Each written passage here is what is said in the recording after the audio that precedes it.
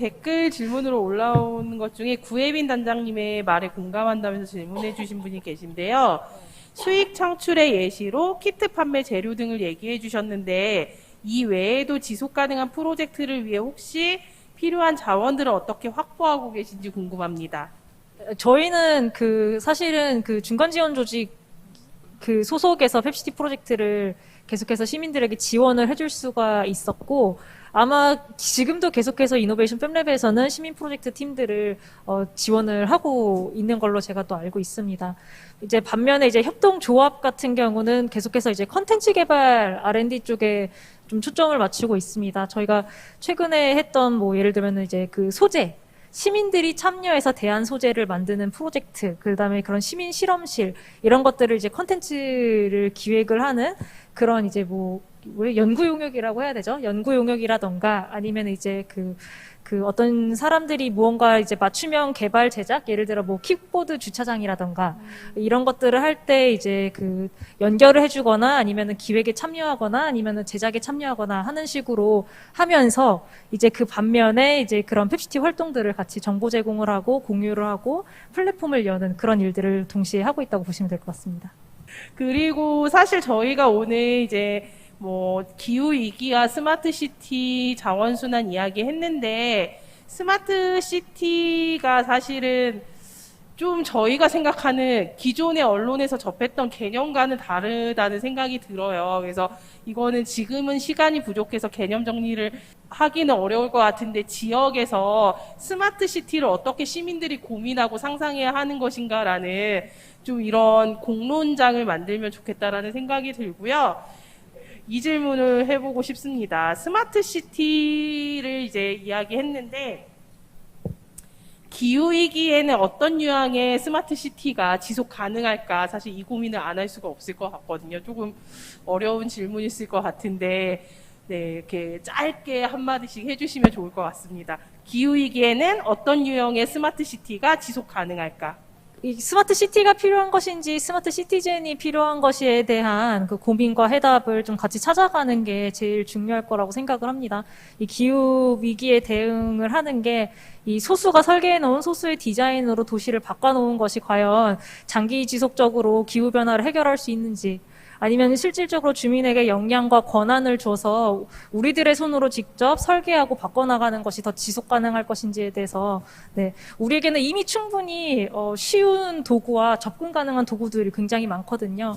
그래서 그런 것에 대한 공감대 형성이 좀 필요하지 않을까라는 생각이 듭니다. 저는 성장과 발전에 대한 깊이 증세가 좀 있긴 한데, 마을 단위로 계속 사고하고 그러다 보니까 제가 생각하는 어떤 스마트 타운이라고 본다면, 오늘날에 저희 도시에, 서울에 있는 424개 동 중에 하나인 성대골을 놓고 볼 때, 개인이 마을에 대한 정보 접근성이 너무 떨어져요.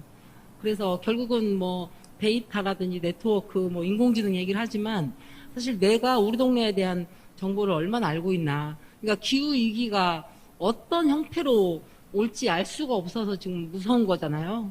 아주 복합적으로 아까 말한 식량 문제, 에너지 문제, 물같이 정말 생존하고 바로 직결되는 그런 문제들이 어떤 형태와 모양으로 언제 어떻게 우리한테 덮칠지 알 수가 없는 상황이 계속 이제 시간적으로 다가오고 있는데, 그런 상황임을 인지하고 있더라도 당장 지금 어떤 그거를 대응하기 위한 준비를 하고 어떻게 해야 되는지도 사실은 몰라요. 모르는 이유가 정보가 없어요, 정보.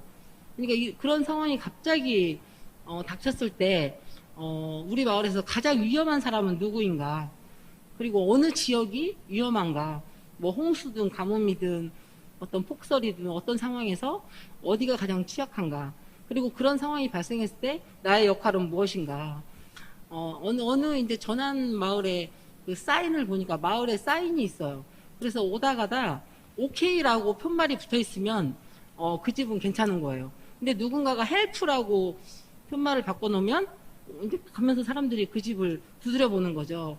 그렇게 마을이 공통으로 갖고 있는 어떤 시그널이라든지 어디가 위험한지에 대한 정보, 그리고 집을 고치기 위해서 우리 마을에 어떤 기술자들이 있고 누가 어느 정도 가격대에 집을 고친 사람들은 어디에 이웃이 있고, 그래서 지금도 저희가 이제 지금 하고 있는 게 집수리에 참여하는 가구들이 우리 마을에 아까 지도도 잠깐 나왔지만 어디에 위치해 있는지, 그럼 나랑 가까이 있는 집을 내가 가서 한번 구경할 수 있는지, 정보를 얻을 수 있는지, 이제 그 비용에 대한 정보가 가장 궁금하겠죠.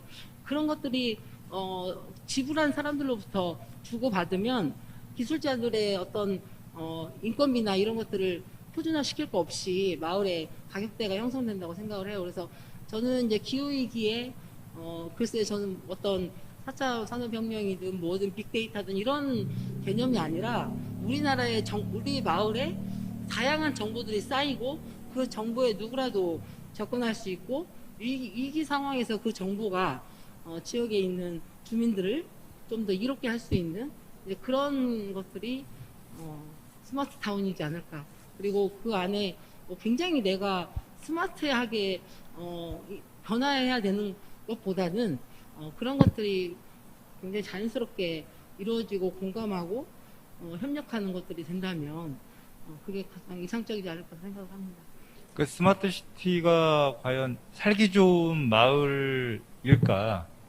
그러니까 스마트 시티 이꼬로 살기 좋은 마을, 살기 좋은 도시일까? 살기 좋은 도시는 과연 뭘까? 그러니까 옛날에는 인심 좋은 마을이 살기 좋은 마을이었거든요. 근데 이제 그거를 요즘에는 어떻게 이제 살기 좋은 마을로 규정할지는 사람마다 다르고 또 시대가 이제 바뀌었으니까 여러 가지 이제 그 관련 답들을 찾고 있을 텐데요. 저는 스마트 시티가 과연 현재 그리고 앞으로 특히 미래에 살기 좋은 도시로서의 적절한 모델인지 그 질문을 우리 스스로 좀 생각을 해봐야 될 것 같고요. ICT, IT 기반, 기술 기반의 그런 기반으로 도시 문제를 해결하고 도시를 효율적으로 관리하는 그런 구조가 기후위기 그리고 앞으로 탈탄소 사회에 좀 적합한 도시 모델인지에 대해서는 좀 여러 가지 우리가 이제 좀 따져보거나 들여다봐야 될 문제들이 있는 것 같고요. 저는 어쨌든 이게 위기 상황에서는 자동 시스템보다는 수동 시스템이 더 중요하다라는 생각이 들어요. 그러니까 스마트 시티가 에너지가 사실은 이 공급이 중단되면 모든 작동들, 그 첨단 기능들이 사실은 다 쓸모가 없게 되고 그런 시스템에 익숙했던 사람들이 과연 어떤 모습을 보일지 이런 것들이 사실은 이렇게 어려운 미래 모습은 아니거든요.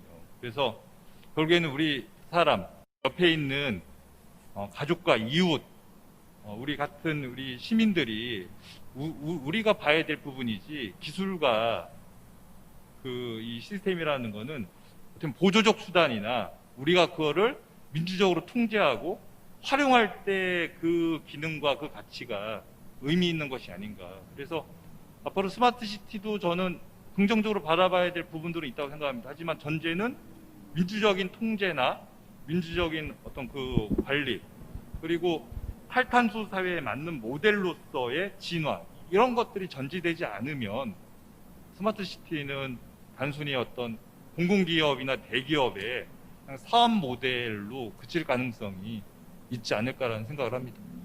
네, 감사합니다.